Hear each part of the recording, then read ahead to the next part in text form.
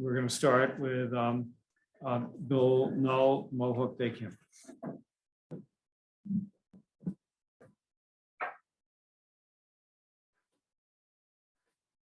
It's better if you sit at the table. Understood. We yeah, do have our better. PowerPoint, if All right. that's okay. Good evening, members of the board. Maximilian Mohawk, the law firm of Cuddy and Fader, on the behalf of the Mohawk Day Camp. I am joined here this evening by Adam Wallach, camp director, and also Mr. William Null, partner with Cuddy and Fader. I know we have a quick time slot, so I do appreciate the board's time this evening. I'll be efficient here. Why we are here, this is a long established use, hitting 90 years, a summer camp with a day school. It's an integral use of the community. It is located on Old Tarrytown Road, just east of New York Route 100. The town board has site plan approval on this premises as it is 37 acres approximately. I would note that the ZBA does have jurisdiction over the special use permit application, but we wanted to start with the town board. Now, I just wanted to quickly allow Mr. Wallach to introduce himself personally.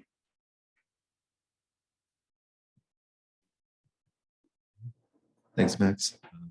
Good evening. Thank you to the board for having us here. My name is Adam Wallach. I'm the camp director and one of the owners at Mohawk Day Camp.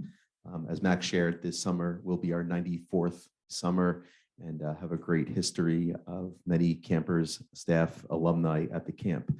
With this project, we are looking to continue to plan for the future at Mohawk so we can deliver a safe program, continue to meet campers and parents' expectations, also continue to respond to the increasingly number of hot summer days and severe weather, which we have certainly faced recently, and also ensure the camp's success so we can continue to serve campers in the community. I thank the board for their time and look forward to helping answer any questions. Thank you. So going forward with what is proposed, and just want to see if the slide will change. I just wanted to say that that Councilwoman Gina Jackson is traveling back from meetings upstate, and so she is attending remotely. Thank you.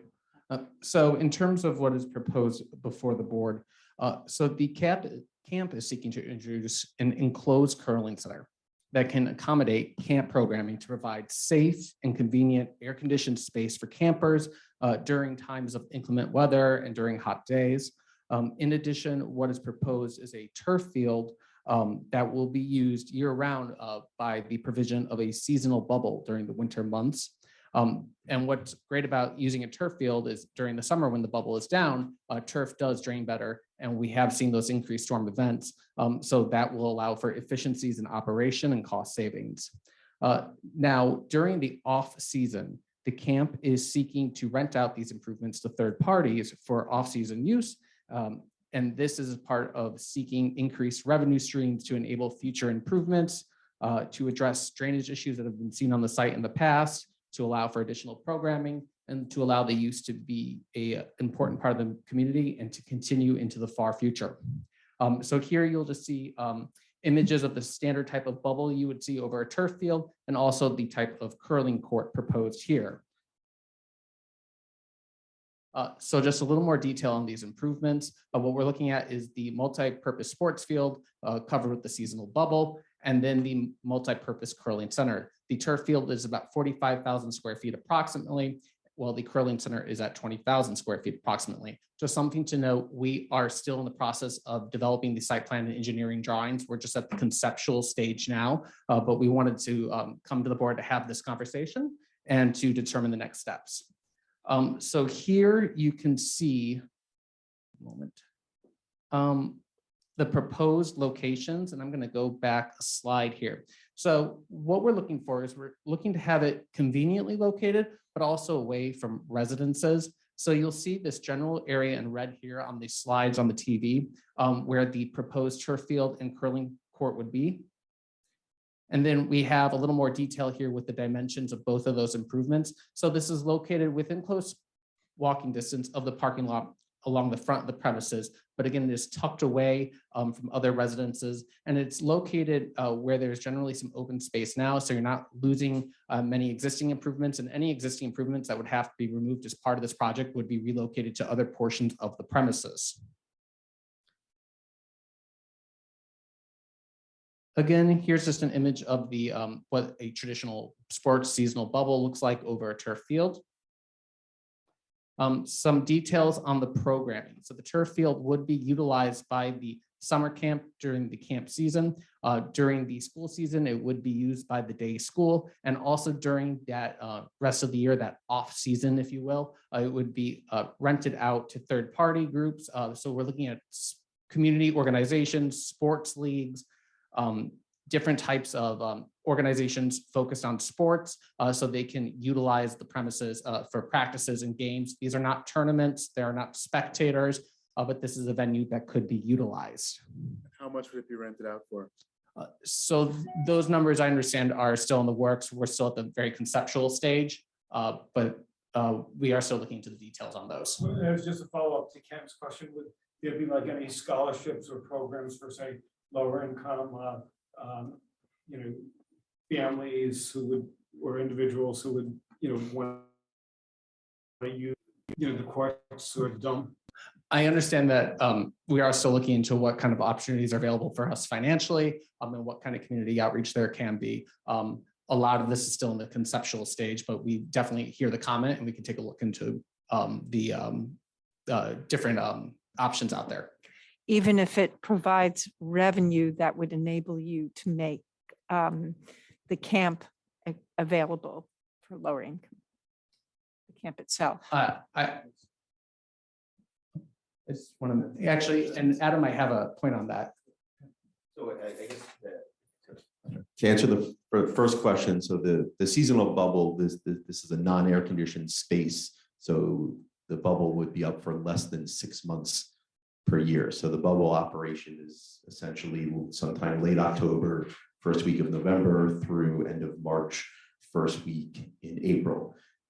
The usage, for the bubble or the curling center is certainly a community-based availability. So whether that's working with Greenberg Soccer League, whether that's working with Elmsford Soccer League, Elmsford Little League. So these are all, nonprofit organizations that we would be serving, and certainly we would ensure that, the fee structure is set up that it meets their needs. And certainly we do feel that there is a need for these types of structures in our county and certainly in our specific community here. Thank you, Adam. So just moving on into the slides. So here's just a general traditional drawing of what you would see for this type of proposed use, where we have the turf fields in green. And then what is proposed here is exciting. These are 5 pickleball courts. Now, I can't say that I personally know much about pickleball, but I know a lot of folks do. And so what is proposed here is 5 pickleball courts. Again, this is not the exact drawing proposed for the premises here. Those drawings are still in the works, but just to give a representation of what that would look like. Now moving on to the curling center. This is a permanent structure. As I said earlier, it is smaller than the turf field. What we are excited about this is the multi-purpose functionality of this building. During the summer, when the ice isn't there, this space can be used for programming for the camp during inclement weather. It's air conditioned, it's convenient, it enhances the types of programming opportunities. Now, during the what I'm going to call the off season, when the school is in effect, again, this facility is a valuable opportunity to increase those revenue streams by renting out this property, this piece of the property, to these curling clubs and other entities that would use it as a curling center. So what you see here is a court proposed to what we have, similar to what we have proposed with 4 curling courts. There are some exciting specific programming ideas we have, including providing courses in curling to folks who might be experiencing handicaps, bringing in curling teams from around the region to participate in the venue. Again, this is not something with spectators.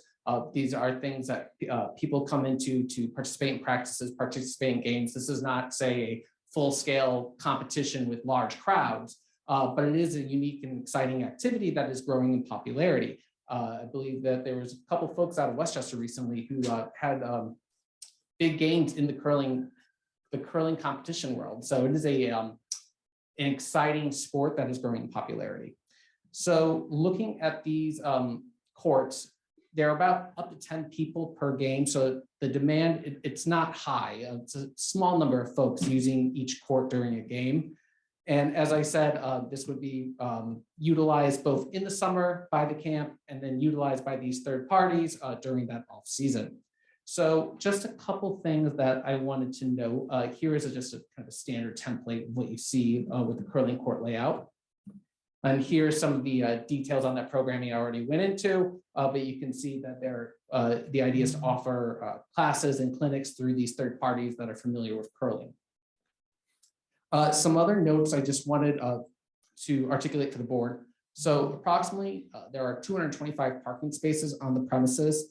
Now keep in mind that this curling center in particular with its third-party uses and the third-party uses of the turf field with the seasonal bubble, those are during what I've referred to earlier as the off-season. So you're not going to see that overlapping parking demand of the camp use with these third-party uses. It spreads out that demand to avoid any issue with parking. And now, particularly with the turf field, when it is being utilized, especially by, say, younger age groups during sports activities, et cetera, kids are dropped off and picked up. So we're going to avoid that parking demand in that capacity as well. The scheduled games and practices, they'll be held in the facilities on a strict schedule. There are no plans, as I noted before, to host any tournaments. And again, no spectators are coming. Now, as the site plan is in the works, those drawings are still pending, but I just wanted to note that there's no exterior lighting proposed other than the security lighting that would be utilized on the parking lot and the paths, and the lighting would be inside the facilities as required. And again, any uses demolished as a part of these improvements would be rebuilt elsewhere on the premises. So we're happy to answer any questions, go into any comments that the board might have, and I thank you for your time. Thank you. What would the height be for the bubble and how visible would that be? I know you said it's away from residential area, but how visible would it be? So the exact dimensions of the bubble itself would still be in the works as part of the site plan drawings. I know they do vary based on the type of bubble that is utilized. It would only be up 6 months of the year, but we can get that information as part of the formal package. Thank you. And it would be under 30 feet. Well, one of the thoughts that I had, and I was speaking to Garrett, I think we met maybe like a year or two ago. There's definitely a need for a sidewalk from Mohawk to Hillside. We had, I think, 1 or 2 fatalities over the past, number of years, a while back. At that location? Near Mohawk, maybe, let's say like a block, I think it was about a block away. But there was somebody very prominent in the community who died, and pedestrian, another one, I think there were 2. And I said, I'm wondering if, since, a lot of people are, walk, take the bus, if, you might consider working with the town and helping us put a sidewalk from the camp to Hillside. This project? Yeah, I'm just wondering if that's something that you'd be open, open to, because I feel that this is like a location. I mean, I drive on Old Tarrytown Road or bike there every day, so I see a lot of traffic and I see a lot of pedestrians walking on the street, and I just think it's really dangerous. And if there's going to be a bubble, this is going to be more of a major sports complex. So more people are going to want to go there. It's not only going to be a camp now, it's going to be a recreation, facility that a lot of people are going to probably want to use. So we're certainly willing to work with the town to evaluate what might be able to be done. And look forward to a formal process of moving this matter forward. So Garrett's in charge. I like sidewalks. Yeah. So is the only thing you're asking the zoning board for is a special permit, no variances? So The plan is to have a proposal that is zoning compliant. As noted, the site plan drawings still have to be prepared to confirm that. But that is the intention, yes. But a special use permit amendment would be required based on the town code. Right, the only other thing that I wanted to mention is this week, we heard from Sport Time. And they're looking at putting work with the town, they're gonna put a bubble at Anthony Veteran, Park, that's their proposal. And if you look at the website, what impressed me about their proposal was all the community activities that they're offering. They providing scholarships for young people, they're providing all these programs for lower income, young people. And I'm wondering if perhaps when you apply, submit something more in concept, if you could look at what they're planning to do and maybe see if you could come up with something that would be a give back, to those who can't afford some of the programs, because I sort of feel the more we do, the better the chances are that people in the neighborhood will say, oh, this could be really, positive. I think it gives a really good, impression. And I know this neighborhood is made up of a lot of activists, as you know, because we've been dealing with people for years. And I just think that these little gestures really pay off. If I say to people who might not know if they're for it or against it, look, we're getting a sidewalk, look at all these benefits to the immediate neighbors and people who can't afford it, then people are going to say, wow, this could be a really positive thing for the community. And, again, from my experiences, I've heard just a lot of positive things about Mohawk. And since you've been, the owner, I know you've tried really hard to make this a top-notch camp. I want to thank you for your comments, and we can look into what's feasible for the camp, and happy to provide those responses as part of the formal application package. Okay, thanks. Thank you. Great.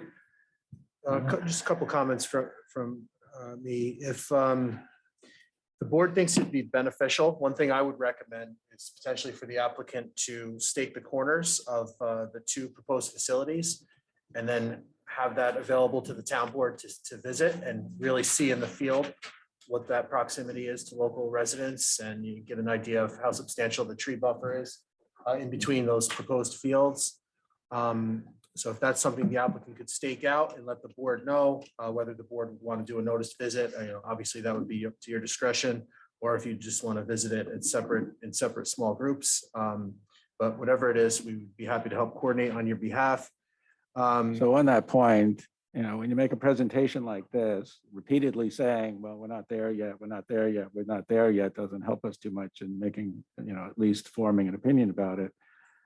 Clearly, you have an outline of your property and you could put in the general area where this would be.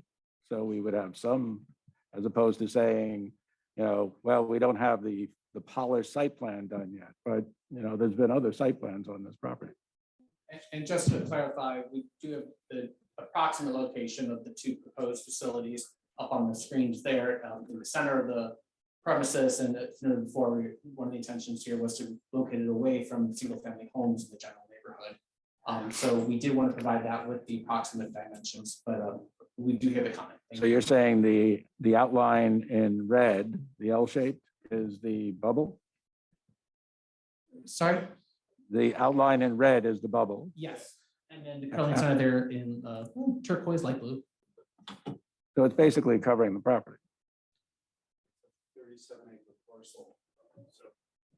You would talk to the microphone, please. Sorry, it's a 37-acre parcel, so it's only about a little over an acre plus. So it on this slide, it may look like it's a large area, but there's a significant portion of the property that extends to the top of the page and off to the left also. I guess I inartfully made my statement, and thank you for correcting it.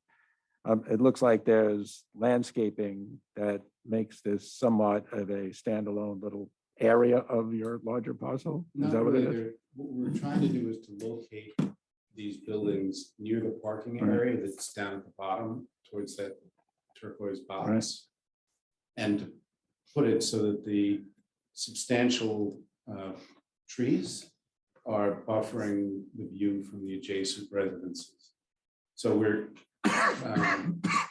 trying to site it in an area where we have least disturbance, but be convenient to our existing parking. And I think if we will be able to stake it for you, we can coordinate that, and then we may be refining it further, but we can give you a general idea so that you know what you're talking about. And we didn't dig into spending money to architecturally or engineer the details until having this first meeting. We didn't want to go forward and present it as if it was all moving forward. But as you know, these buildings are permitted for this use. And it's just a question of finding the right location for them, with relocating what are like 10 platforms in areas where the campers hang out in inclement weather, etc. Right. What have you determined roughly what hours of operation? So we do have in our package here, this was a submission filed with staff some weeks ago. But these are the general hours of operation for what you'll see here. There is a row with what are called the user group rental hours. So those are looking at the potential third-party hour operations. So to kind of set some context, the camp use and the school use, they run from about 8 a.m. to 6 p.m. Generally, camp's operational during the summer, the school is operational during the school year. Those hours are set. The use has been in action for a significant amount of time. So then what would be considered new hours of operation? So we want to articulate those in the rows here with the third-party rentals. Now something to keep in mind, especially with these later time slots, we don't plan for renting out to a group that would have say 40 kids there at 10 p.m. at night. No one wants to deal with 40 screaming kids on a sports course at 10 p.m. at night. That's not the intention. But as a part of these third-party rentals, there is an intention to include adult sports leagues. So smaller groups that might have a game after work or after a planning board meeting one night. And so those would be later in the evening. Those types of activities would be ongoing. Those are what those later rentals would be. The youth groups would be during their standard day hours. Well, now the second question, how far, the area that you're proposing for these two facilities, how far are they from the residences? So we can get those exact numbers. I do know that there is a 200-foot zoning code requirement. And actually, when we were in these early discussions about siting these, we had originally looked at siting them potentially closer to the eastern edge of the premises, but we saw that those were close to single-family home property lines, and that's why we shifted the improvements to the middle of the site. But we can get those exact measurements as part of our. That's where I Just- feel Yep. if it's staked out in the field, will give the board a really good sense of that proximity. And But also, and if it's going to be a site visit, stakes can stay there for as long as you want. But it would be help to float the balloon of 30 feet so that we could then go to the nearby residences and see whether or not how visible the balloon will be. Or whatever you determine the height to be, you're going to do that soon. And, and just some kind of better idea of what kind of groups, because even adults can make noise. So don't want, and this is a question, of course, that will come up for the neighbors. So, I'm giving you a precursor that we want to make sure that there isn't any noise disturbance, especially if you're going to 11 p.m. And whether that means you have to have some kind of noise buffer besides the trees. I don't know. That's something for you to explore, though, so that you have that response. Comment is noted. Thank you. Thank Yep, you. so we'll we could combo Yep. the balloon float with the site visit. That I think that would be helpful. It would also be helpful on the plans if you could show the elevation of the top of your bubble and the elevation of the top of the roofs of the nearby Or the residences. trees. Cross section. Not the heights, but the elevation. Understood. Remember, we had a big controversy near the golf range over a bubble. This is, what is it, that 10 years ago or less. So you might want to just, because it's going to be the same, probably the same issues, that, you know, it was a bubble, people got, you know, concerned it was in a residential, somewhat in the residential, you know, area. And that's why, you know, I sort of feel that all these extras that you do, and, you know, reaching out to the community, you know, early on, you might want to meet with the neighborhood association before you come up with, you know, with the plans. I think that would be, yeah, you know, that would be, you know, really helpful. I just want to say one more plug for the sidewalk again. If we get a sidewalk to the camp from 119, people will be able to walk from East Hartsdale Avenue, the Hartsdale train station, will be able to walk all the way up West Hartsdale Avenue because we're getting a sidewalk built. They'll be able to make a right turn on Dobbs Ferry Road, walk from all the way to 119, then cross over. A sidewalk is being built on Hillside from here to Parkway Gardens, starting probably next week. And it's going to be 4 months. So people will be able to walk from Parkway Gardens to the camp safely, and from East Hartsdale Avenue to the camp, you know, from the Hartsdale train station to the camp. You know, so it would really be a fantastic, you know, amenity where you don't even need a car to get to your, I mean, you could take a bicycle and safely get to Mohawk, and you'd probably be one of the only camps around that would be totally accessible to pedestrians and cyclists safely. So I'm just doing a little plug for the sidewalk. And I think the last point I have is on the use, absolutely. I feel like they genuinely are looking to, you know, enhance the use for their campers, but also, you know, identifying the large cost of these improvements.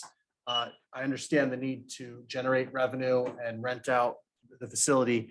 But we, you know, obviously the board and, you know, as staff, we want to be careful that it does remain an accessory use and doesn't, you know, evolve into something that's more dominated by, you know, these uses. And when you hear things like no regional tournaments, no tournaments, minimal spectators, that does give confidence that it is, you know, more of an accessory use. But in that context, the building inspector is continuing to evaluate just to have the confidence that it is indeed an allowable accessory use to the camp in the context that they're presenting. I don't believe the building inspector is there yet, but they have provided a lot of information and we appreciate that. And I think we'll continue that dialogue so that the building inspector can opine process-wise. But absolutely site plan approval, site over 5 acres, town board would have site plan approval. There would be a seeker process. So you would look at traffic, parking, hours, the visibility of the bubble. So all, stormwater, all these things would be considered by the town board and any other board involved. So and safety in the event of, you know, major storm. I think in Mount Vernon, you know, a number of years ago, didn't they have like a bubble actually fell, I think, or We did, it collapsed. that was what, maybe 5-6 years ago. All right. It might be helpful if you, as the supervisor suggested, you go back and take a look at the game on bubble that was proposed. One of the issues was the opacity of the bubble itself. Some of these, they look like an enormous light bulb at night, and that all depends on the material that you use for the bubble. By the way, the enormous light bulb is not attractive, right? I want to point out. And one of the intentions then, just to confirm again, is, you know, minimal exterior lighting, just the safety lighting and minimizing the visual effects of this. Well, yeah, but let me be clear. No exterior lighting means lighting on the outside. Lighting on the inside can make a significant bulb out of the bubble if you use, you know, basically material that allows the light to come out. So you don't have to have light outside because you'll light up the sidewalks for everybody from the light coming through the bubble. Understood. Which is not desirable. And you'd have to have some exterior lighting if you're open that late to get to transit from the bubble to the parking lot. Yes, in the you would parking lot. have lighting as required for security purposes along the walking paths in the parking